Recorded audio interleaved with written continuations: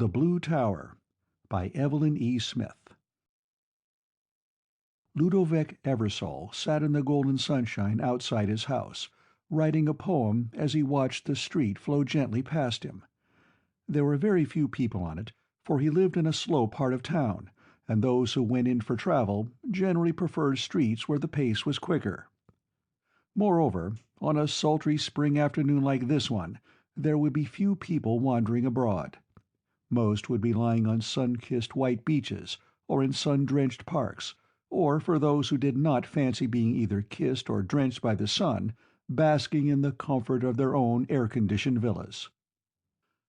Some would, like Ludovic, be writing poems, others composing symphonies, still others painting pictures.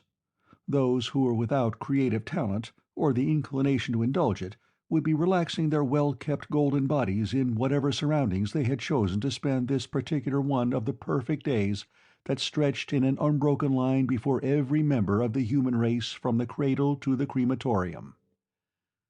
Only the Belphins were much in evidence. Only the Belphins had duties to perform. Only the Belphins worked. Ludovic stretched his own well-kept golden body and rejoiced in the knowing that he was a man and not a Belphin. Immediately afterward he was sorry for the heartless thought. Didn't the Belphins work only to serve humanity? How ungrateful, then, it was to gloat over them! Besides, he comforted himself, probably, if the truth were known, the Belphins liked to work. He hailed a passing Belphin for assurance on this point. Courteous, like all members of his species, the creature leaped from the street and listened attentively to the young man's question. "We Belphins have but one like and one dislike," he replied. "We like what is right, and we dislike what is wrong." "But how can you tell what is right and what is wrong?" Ludovic persisted.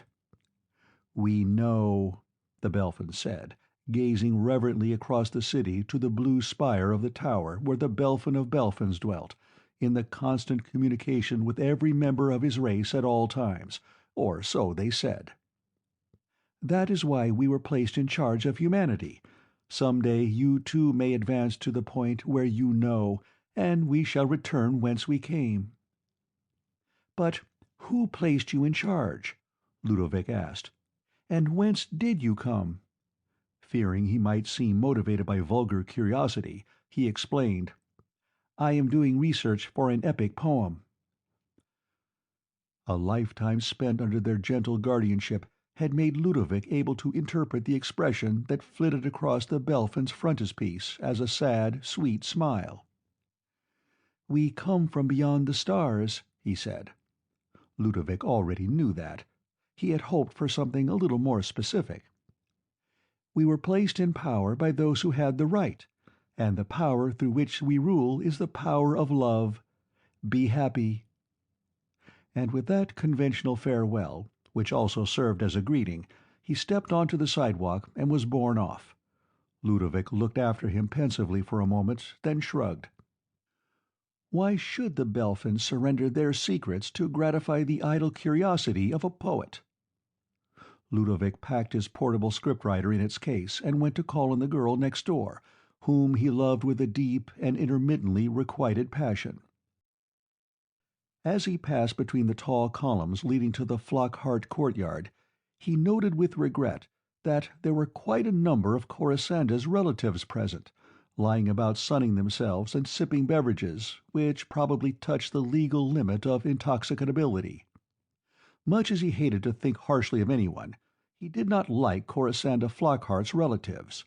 He had never known anybody who had as many relatives as she did, and sometimes he suspected they were not all related to her. Then he would dismiss the thought as unworthy of him or any right-thinking human being. He loved Corisanda for herself alone, and not for her family. Whether they were actually her family or not was none of his business. "Be happy," he greeted the assemblage cordially, sitting down beside Corisanda on the tessellated pavement. "Bah!" said old Osmond Flockhart, Corisanda's grandfather. Ludovic was sure that, underneath his crustiness, the gnarled patriarch hid a heart of gold. Although he had been mining assiduously, the young man had not been able to strike that vein. However, he did not give up hope, for not giving up hope was one of the principles that his wise old Belphin teacher had inculcated in him. Other principles were to lead the good life and keep healthy. "Now, grandfather," Corisanda said, "no matter what your politics, that does not excuse impoliteness." Ludovic wished she would not allude so blatantly to politics, because he had a lurking notion that Corisanda's family was in fact a band of conspirators, such as still dotted the green and pleasant planet, and proved by their existence that man was not advancing anywhere within measurable distance of that totality of knowledge implied by the Belphin. You could tell malcontents, even if they did not voice their dissatisfactions, by their faces. The vast majority of the human race, living good and happy lives, had smooth and pleasant faces. Malcontents' faces were lined and sometimes, in extreme cases, furrowed. Everyone could easily tell who they were by looking at them, and most people avoided them. It was not that griping was illegal, for the Belphins permitted free speech and reasonable conspiracy. It was that such behavior was considered ungenteel. Ludovic would never have dreamed of associating with this set of neighbors, once he had discovered their tendencies, had he not lost his heart to the purple-eyed Corisanda at their first meeting. "Politeness, bah!" old Osmond said. "To see a healthy young man simply accepting the status quo." "If the status quo is a good status quo," Ludovic said uneasily, for he did not like to discuss such subjects, "why should I not accept it? We have everything we could possibly want. What do we lack?" "Our freedom," Osmond retorted. "But we are free," Ludovic said, perplexed. "We can say what we like, do what we like, so long as it is consonant with the public good." "Ah, but who determines what is consonant with the public good?" Ludovic could no longer temporize with truth, even for Corisanda's sake. "Look here, old man, I have read books. I know about the old days, before the Belphins came from the stars. Men were destroying themselves, quickly through wars, or slowly through want. There is none of that any more." "All lies and exaggeration," old Osmond said. "My grandfather told me that, when the Belphins took over Earth, they rewrote all the textbooks to suit their own purposes. Now nothing but Belphin propaganda is taught in the schools." "But surely some of what they teach about the past must be true," Ludovic insisted. "And today every one of us has enough to eat and drink, a place to live, beautiful garments to wear, and all the time in the world to utilize as he chooses in all sorts of pleasant activities. What is missing?" "They've taken away our frontiers." Behind his back, Corisanda made a little filial face at Ludovic. Ludovic tried to make the old man see reason. "But I'm happy, and everybody is happy, except a few killjoys like you." "They certainly did a good job of brainwashing you, boy," Osmond sighed. "And most of the young ones," he added mournfully. "With each succeeding generation, more of our heritage is lost." He patted the girl's hand. "You're a good girl, Corey. You don't hold with this being cared for like some damn pet poodle." "Never mind Osmond Eversole," one of Corisanda's alleged uncles grinned. "He talks a lot, but of course he doesn't mean a quarter of what he says. Come, have some wine." He handed a glass to Ludovic. Ludovic sipped and coughed. It tasted as if it were well above the legal alcohol limit, but he didn't like to say anything. They were taking an awful risk, though, doing a thing like that. If they got caught, they might receive a public scolding, which was, of course, no more than they deserved, but he could not bear to think of Corisanda exposed to such an ordeal. "It's only reasonable," the uncle went on, "that older people should have a thing about being governed by foreigners." Ludovic smiled and set his nearly full glass down on a plinth. "You could hardly call the Belphins foreigners. They've been on Earth longer than even the oldest of us." You seem to be pretty chummy with 'em, the uncle said, looking narrow-eyed at Ludovic. No more so than any other loyal citizen, Ludovic replied. The uncle sat up and wrapped his arms around his thick, bare legs. He was a powerful, hairy brute of a creature who had not taken advantage of the numerous cosmetic techniques offered by the benevolent Belphins. "Don't you think it's funny they can breathe our air so easily?" "Why shouldn't they?" Ludovic bit into an apple that Corisanda handed him from one of the dishes of fruit and other delicacies strewn about the courtyard. "It's excellent air," he continued, through a full mouth, "especially now that it's all purified. I understand that in the old days—" "Yes," the uncle said, "but don't you think it's a coincidence they breathe exactly the same kind of air we do, considering they claim to come from another solar system?" "No coincidence at all," said Ludovic shortly, no longer able to pretend he didn't know what the other was getting at. He had heard the ugly rumor before. Of course, sacrilege was not illegal, but it was in bad taste.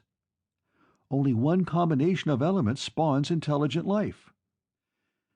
"They say," the uncle continued, impervious to Ludovic's unconcealed dislike for the subject, "that there's really only one Belphin, who lives in the Blue Tower, in a tank or something, because he can't breathe our atmosphere, and that the others are a sort of robot he sends out to do his work for him." "Nonsense!" Ludovic was goaded to irritation at last. "How could a robot have that delicate play of expression, that subtle economy of movement?" Corisanda and the uncle exchanged glances. "But they are absolutely blank," the uncle began hesitantly. "Perhaps with your rich poetic imagination—" "See?" old Osmond remarked with satisfaction. "The kid's brainwashed. I told you so." "Even if the Belphin is a single entity," Ludovic went on, "that doesn't necessarily make him less benevolent." He was again interrupted by the grandfather. "I won't listen to any more of this twaddle. Benevolent. Bah! He or she or it or them is or are just plain exploiting us, taking our mineral resources away.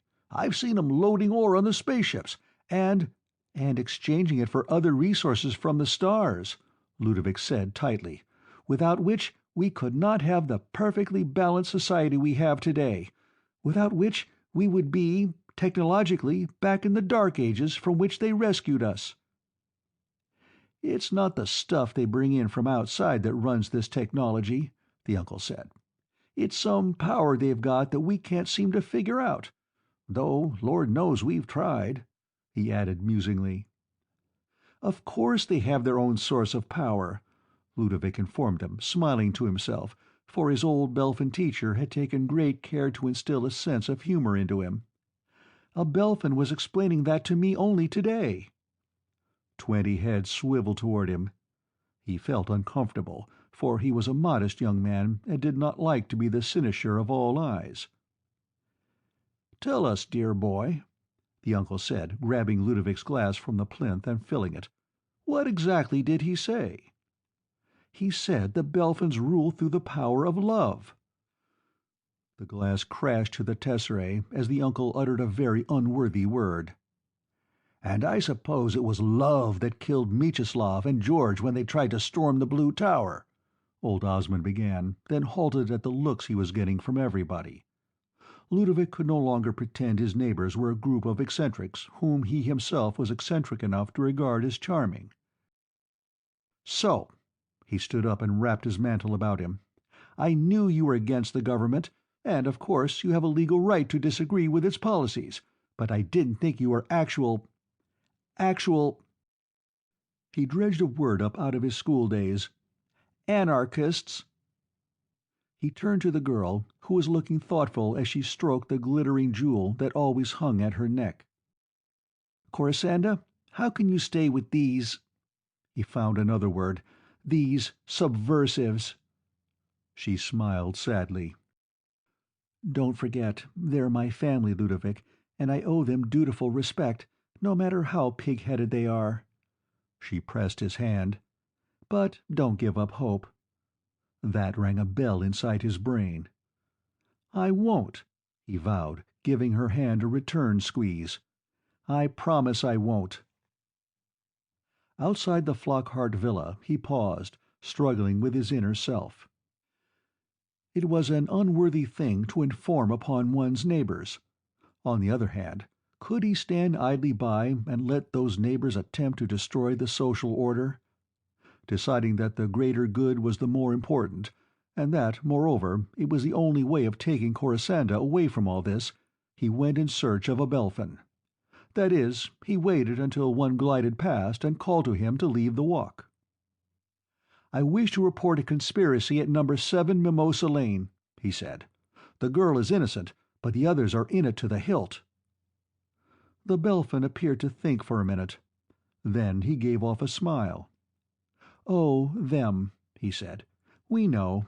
They're harmless." "Harmless?" Ludovic repeated. "Why, I understand they've already tried to attack the Blue Tower by force."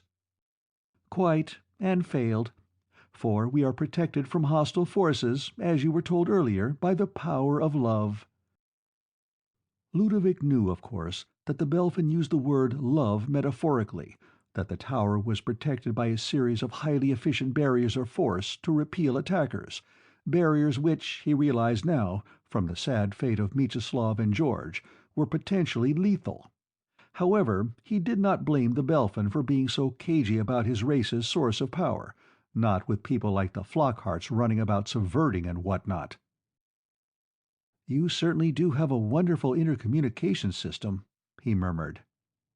"Everything about us is wonderful," the Belphin said noncommittally. "That's why we're so good to you people. Be happy." And he was off. But Ludovic could not be happy. He wasn't precisely sad yet, but he was thoughtful. Of course the Belphins knew better than he did, but still, perhaps they underestimated the seriousness of the Flockhart conspiracy. On the other hand, perhaps it was he who was taking the Flockharts too seriously. Maybe he should investigate further before doing anything rash. Later that night, he slipped over to the Flockhart villa and nosed about in the courtyard until he found the window behind which the family was conspiring. He peered through a chink in the curtains so he could both see and hear. Corisanda was saying, "And so I think there is a lot in what Ludovic said." Bless her, he thought emotionally. Even in the midst of her plotting, she had time to spare a kind word for him. And then it hit him. She, too, was a plotter. "You suggest that we try to turn the power of love against the Belphins?" the uncle asked ironically. Corisanda gave a rippling laugh as she twirled her glittering pendant. "In a manner of speaking," she said. "I have an idea for a secret weapon which might do the trick." At that moment, Ludovic stumbled over a jug which some careless relative had apparently left lying about the courtyard. It crashed to the tesserae, spattering Ludovic's legs and sandals with a liquid which later proved to be extremely red wine.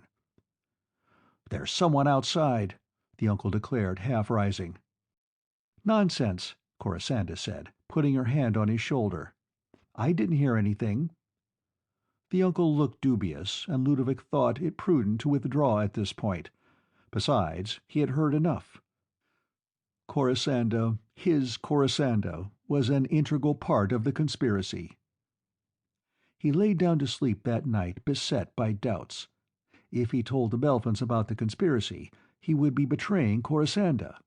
As a matter of fact, he now remembered he had already told them about the conspiracy, and they hadn't believed him. But supposing he could convince them, how could he give Corisanda up to them?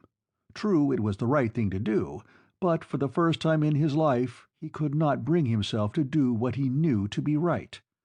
He was weak, and weakness was sinful. His old Belphin teacher had taught him that too. As Ludovic writhed restlessly upon his bed, he became aware that someone had come into his chamber.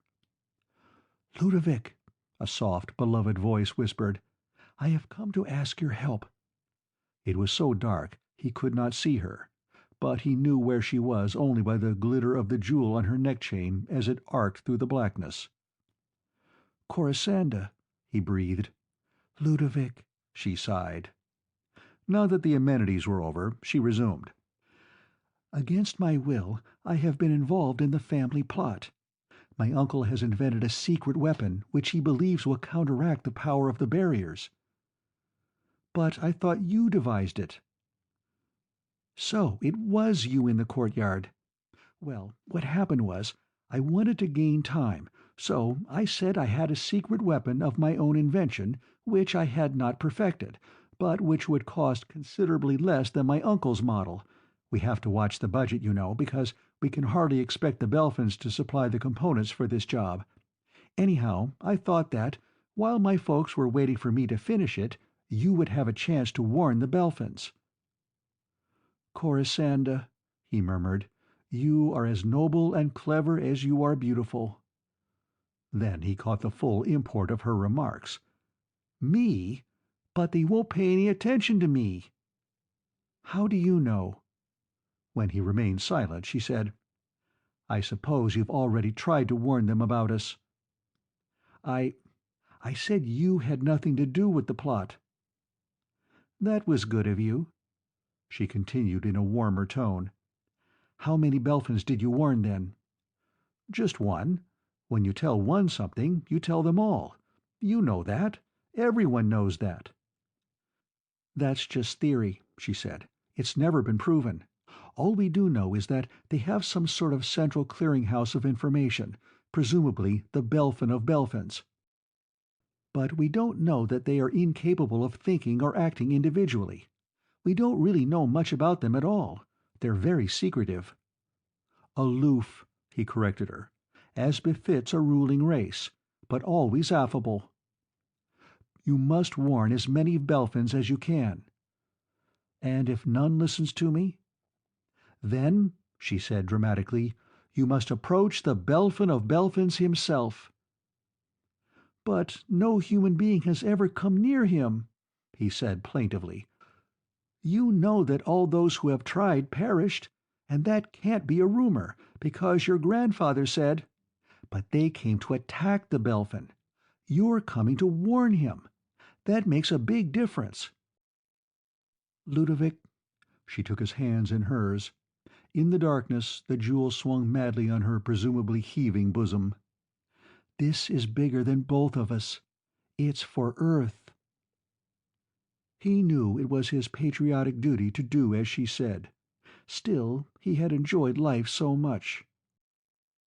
"Corisanda, wouldn't it be much simpler if we just destroyed your uncle's secret weapon?" "He'd only make another. Don't you see, Ludovic, this is our only chance to save the Belphins, to save humanity. But, of course, I don't have the right to send you. I'll go myself." "No, Corisanda," he sighed. "I can't let you go. I'll do it."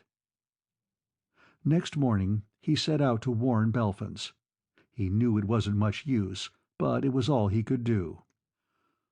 The first half-dozen responded in much the same way the Belphin he had warned the previous day had done, by courteously acknowledging his solicitude and assuring him there was no need for alarm.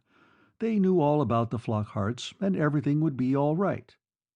After that they started to get increasingly huffy, which would, he thought, substantiate the theory that they were all part of one vast coordinate network of identity. Especially since each Belphin behaved as if Ludovic had been repeatedly annoying him. Finally, they refused to get off the walks when he hailed them, which was unheard of, for no Belphin had ever before failed to respond to an Earthman's call, and when he started running along the walks after them, they ran much faster than he could. At last he gave up and wandered about the city for hours, speaking to neither human nor Belphin, wondering what to do. That is, he knew what he had to do, he was wondering how to do it. He would never be able to reach the Belphin of Belphins. No human being had ever done it. Mieczysław and George had died trying to reach him, or it. Even though their intentions had been hostile and Ludovic's would be helpful, there was little chance he would be allowed to reach the Belphin with all the other Belphins against him.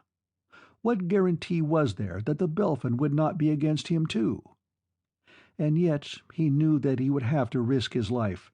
There was no help for it. He had never wanted to be a hero, and here he had heroism thrust upon him. He knew he could not succeed. Equally well, he knew he could not turn back, for his Belphin teacher had instructed him in the meaning of duty. It was twilight when he approached the Blue Tower.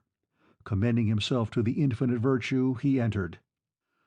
The Belphin at the reception desk did not give off the customary smiling expression. In fact, he seemed to radiate a curiously apprehensive aura. "Go back, young man," he said. "You're not wanted here." "I must see the Belphin of Belphins. I must warn him against the Flockharts." "He has been warned," the receptionist told him. "Go home and be happy." "I don't trust you or your brothers. I must see the Belphin himself." Suddenly, this particular Belphin lost his commanding manners. He began to wilt, in so far as so rigidly constructed a creature could go limp. "Please, we've done so much for you. Do this for us." "The Belphin of Belphins did things for us," Ludovic countered. "You are all only his followers. How do I know you are really following him? How do I know you haven't turned against him?" Without giving the creature a chance to answer, he strode forward. The Belphin attempted to bar his way. Ludovic knew one Belphin was a myriad times as strong as a human, so it was out of utter futility that he struck. The Belphin collapsed completely, flying apart in a welter of fragile springs and gears. The fact was of some deeper significance, Ludovic knew, but he was too numbed by his incredible success to be able to think clearly. All he knew was that the Belphin would be able to explain things to him. Bells began to clash and clang. That meant the force barriers had gone up. He could see the shimmering insubstance of the first one before him. Squaring his shoulders, he charged it, and walked right through. He looked himself up and down. He was alive and entire. Then the whole thing was a fraud. The barriers were not lethal, or perhaps even actual. But what of Mieczysław and George, and countless rumored others? He would not let himself even try to think of them. He would not let himself even try to think of anything save his duty. A staircase spiraled up ahead of him. A Belphin was at its foot. Behind him, a barrier iridesced. "Please, young man," the Belphin began. "You don't understand. Let me explain." But Ludovic destroyed the thing before it could say anything further, and he passed right through the barrier. He had to get to the top and warn the Belphin of Belphins, whoever or whatever he or it was, that the Flockharts had a secret weapon which might be able to annihilate it or him. Belphin after Belphin Ludovic destroyed, and barrier after barrier he penetrated until he reached the top. At the head of the stairs was a vast golden door. "Go no further, Ludovic Eversole," a mighty voice roared from within. "To open that door is to bring disaster upon your race." But all Ludovic knew was that he had to get to the Belphin within and warn him. He battered down the door. That is, he would have battered down the door if it had not turned out to be unlocked. A stream of noxious vapor rushed out of the opening, causing him to black out. When he came to, most of the vapor had dissipated. The Belphin of Belphins was already dying of asphyxiation, since it was, in fact, a single alien entity who breathed another combination of elements. The room at the head of the stairs had been its tank. "You fool!" it gasped. "Through your muddle-headed integrity, you have destroyed not only me, but Earth's future. I tried to make this planet a better place for humanity, and this is my reward." "But I don't understand," Ludovic wept. "Why did you let me do it? Why were Mieczysław and George and all the others killed? Why was it that I could pass the barriers and they could not?" "The barriers were triggered to respond to hostility. You meant well, so our defenses could not work." Ludovic had to bend low to hear the creature's last words. "There is Earth proverb. Should have warned me. I can protect myself against my enemies, but who will protect me from my friends?" The Belphin of Belphins died in Ludovic's arms. He was the last of his race, so far as Earth was concerned, for no more came. If, as they had said themselves, some outside power had sent them to take care of the human race, then that power had given up the race as a bad job. If they were merely exploiting Earth, as the malcontents had kept suggesting, apparently it had proven too dangerous or too costly a venture. Shortly after the Belphin's demise, the Flockharts arrived en masse. "We won't need your secret weapons now," Ludovic told them dully. "The Belphin of Belphins is dead." Corisanda gave one of the rippling laughs he was to grow to hate so much. "Darling, you were my secret weapon all along." She beamed at her relatives, and it was then he noticed the faint lines of her forehead. "I told you I could use the power of love to destroy the Belphins." And then she added gently, "I think there is no doubt who is the head of this family now." The uncle gave a strained laugh. "You're going to have a great little first lady there, boy," he said to Ludovic. "First lady?" Ludovic repeated, still absorbed in his grief. "Yes, I imagine the people will want to make you our first president by popular acclaim." Ludovic looked at him through a haze of tears. "But I killed the Belphin. I didn't mean to, but they must hate me." "Nonsense, my boy. They'll adore you. You'll be a hero." Events proved him right. Even those people who had lived in apparent content under the Belphins, accepting what they were given and seemingly enjoying their carefree lives, now declared themselves to have been suffering in silent resentment all along. They hurled flowers and adulatory speeches at Ludovic and composed extremely flattering songs about him. Shortly after he was universally acclaimed president, he married Corisanda. He couldn't escape. "Why doesn't she become president herself?" he wailed, when the relatives came and found him hiding in the ruins of the Blue Tower. The people had torn the tower down as soon as they were sure the Belphin was dead, and the others thereby rendered inoperant. "It would spare her a lot of bother." "Because she is not the Belphin slayer," the uncle said, dragging him out. "Besides, she loves you. Come on, Ludovic, be a man." So they hauled him off to the wedding, and amid much feasting he was married to Corisanda. He never drew another happy breath. In the first place, now that the Belphin was dead, all the machinery that had been operated by him stopped, and no one knew how to fix it. The sidewalks stopped moving, the air conditioner stopped conditioning, the food synthesizer stopped synthesizing, and so on. And, of course, everybody blamed it all on Ludovic, even that year's run of bad weather.